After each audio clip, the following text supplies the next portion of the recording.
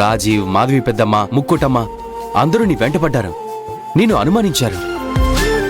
చివరికి నిన్ను పెంచిన తల్లిదండ్రులొచ్చి ఆధారాలు చూపించినా కూడా వాళ్ళు నిన్ను వదల్లేదు. ఇప్పుడు అసలు జ్యోతి వచ్చింది కాబట్టి ఇక నీ జోలికి ఎవరు రారు, నిన్ను ఎవరూ ఇబ్బంది పెట్టరు. నిజం చెప్పాలంటే నిన్ను చిన్నప్పటి నుంచి ప్రేమించిన నాకు నువ్వు వర్షావా జ్యోతివా అని టెన్షన్గా ఉండేది. కానీ నువ్వు నా వర్షమని నేను మనస్ఫూర్తిగా నమ్మేశాను. వాళ్ళ వల్ల నీకు ఎలాంటి ఇబ్బంది కూడా ఉండకూడదని కోరుకున్నాను. సారీ రామరాజు, నేను తప్పక నిన్ను వర్షాన్ని నమ్మించి మోసం చేయాల్సి వస్తుంది. నిజం తెలిసిన రోజు అది తట్టుకునే ధైర్యాన్ని నీకివ్వమని ఆ దేవుణ్ణి కోరుకుంటున్నాను. ఇక ఏ ఆటంకం లేకుండా మన పెళ్లి జరిగిపోతుంది వర్ష. చాలా రోజుల తర్వాత నేనైతే చాలా ప్రశాంతంగా ఉన్నాను వర్ష. నాకు కూడా అలాగే ఉంది రామరాజు. నువ్వన్నట్టు ఇక నా వైపు ఎవ్వరికీ వేలెత్తి చూపించే అవసరం ఉండదు. సరే కాని నీ చెయ్యి ఒకసారి ఇవ్వు.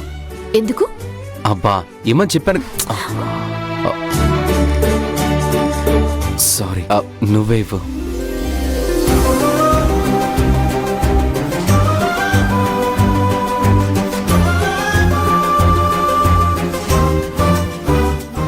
ఇదెందుకు రామరాజు? అందరి కళ్ళు నీ మీదే ఉన్నాయి కదా వర్ష. ఇది అమ్మవారి దారం. ఎవరి చెడు దృష్టి నీ మీద పడకుండా అమ్మ నీ చేతికి దీన్ని కట్టమని చెప్పింది. నువ్వు జ్యోతి తేడా లేకుండా ఒకే రూపంలో ఉన్నారు కాబట్టి పొరపాటు పడకుండా ఎవరు జ్యోతినో ఎవరు వర్షనో గుర్తుపట్టడానికి అమ్మ ఈ దారం కట్టమంది. కానీ నేను ఆ మాట నీకు చెప్పలేను కాబట్టి దిష్టి అని చెప్పాను. సరే వర్ష,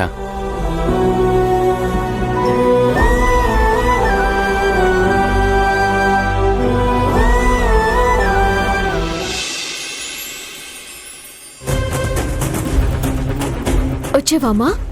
నేనే నీ దగ్గరికి వద్దామనుకున్నాను. ఆగు.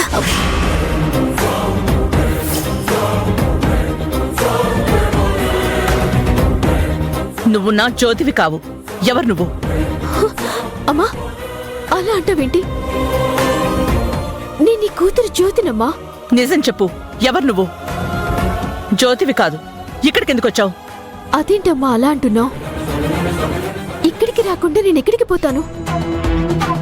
దొరబాబు నా భర్త. అయినా జీవితం కూడా చాలా విచిత్రమైందమ్మా. రక్త సంబంధం అంత త్వరగా దూరం చేయదు. కొన్ని ఆటంకాలు వచ్చినా మళ్ళీ ఏదో ఒక రూపంలో కలుపుతుంది.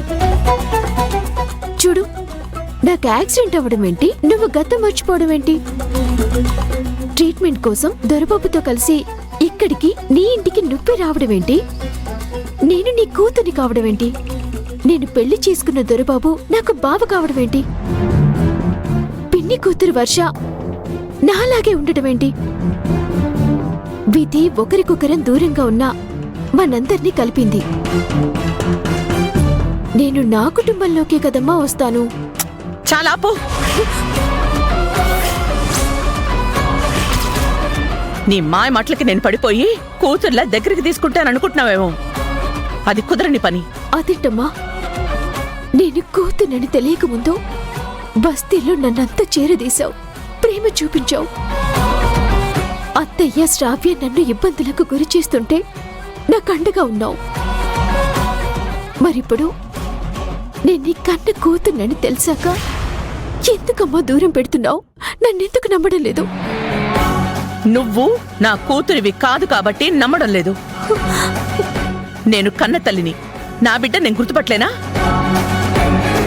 మళ్ళీ అడుగుతున్నాను, నిజం చెప్పు, ఎవరు నువ్వు? నేను నిజంగానే నీ కూతురు జ్యోతినమ్మా.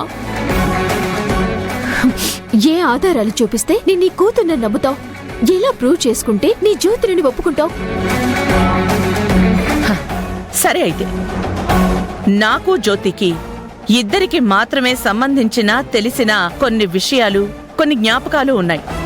అవి అడుగుతాను, చెప్పు. అడుగమ్మా. బస్తీలో ఉన్నప్పుడు మదర్స్ డే రోజున జ్యోతి నాకు ఒక బహుమానం తెచ్చిచ్చింది. అదేంటో దాని వివరాలేంటో చెప్పు. నువ్వు జ్యోతివైతే. మదర్స్ డేకా బర్త్డేకా? ఇదిగో ఇదే వద్దు. మదర్స్ డేకి ఇచ్చింది. అది చాలా రోజులైంది కదమ్మా, అందుకే సరిగా గుర్తులేదు. నువ్వు జ్యోతివైతే గుర్తుంటుంది. అమ్మా నేను జ్యోతినే. అయితే చెప్పు. శారదమ్మా. జ్యోతి, రామా కూర్చో. రాజీవ్తో నీ కాపురం ఎలా ఉందమ్మా? దొరబాబుకి నేనంటే చాలా ఇష్టమమ్మా, బాగా చూసుకుంటున్నారు. చెప్పమ్మా, ఏంటి ఈ టైంలో వచ్చావు? ఇవాళ మదర్స్ డే కదా, అందుకే వచ్చాను. హ్యాపీ మదర్స్ డే శారదమ్మా. థ్యాంక్ యూ అమ్మా. ఇలా చెప్పడానికి నా కూతురు నా దగ్గర లేదు కదా. బాధపడకు శారదమ్మా, త్వరలోనే నీ కూతురు తప్పకుండా నీ దగ్గరికి వస్తుంది. ఇదిగో నీకోసం మదర్స్ డే సందర్భంగా గిఫ్ట్ తీసుకొచ్చాను, తీసుకో.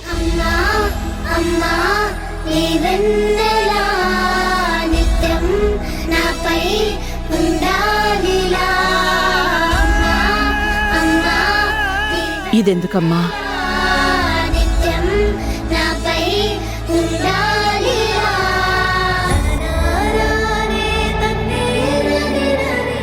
ఇప్పుడెందుకమ్మా ఇదంతా? వద్దులేమ్మా, తీసుకెళ్ళు. అదేంటి శారదమ్మా, నీ సొంత కూతురిస్తే నువ్వు తీసుకోవా?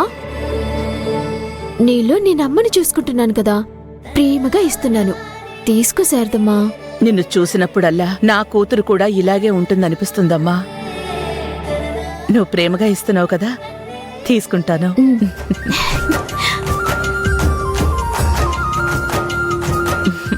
బాగుందా శారదమ్మా? నీలి రంగు చీర నీకు బాగా నప్పుతుంది.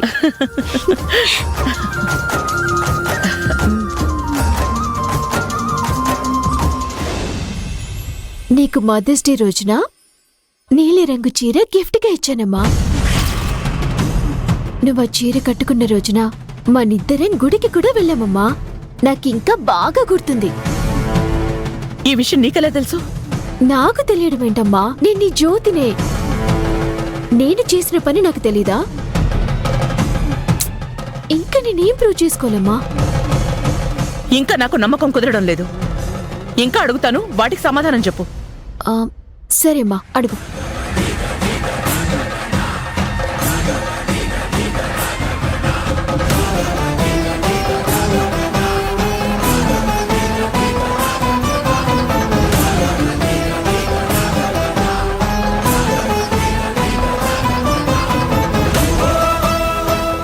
నువ్వే నన్ను నమ్మకపోతే ఎలాగమ్మా?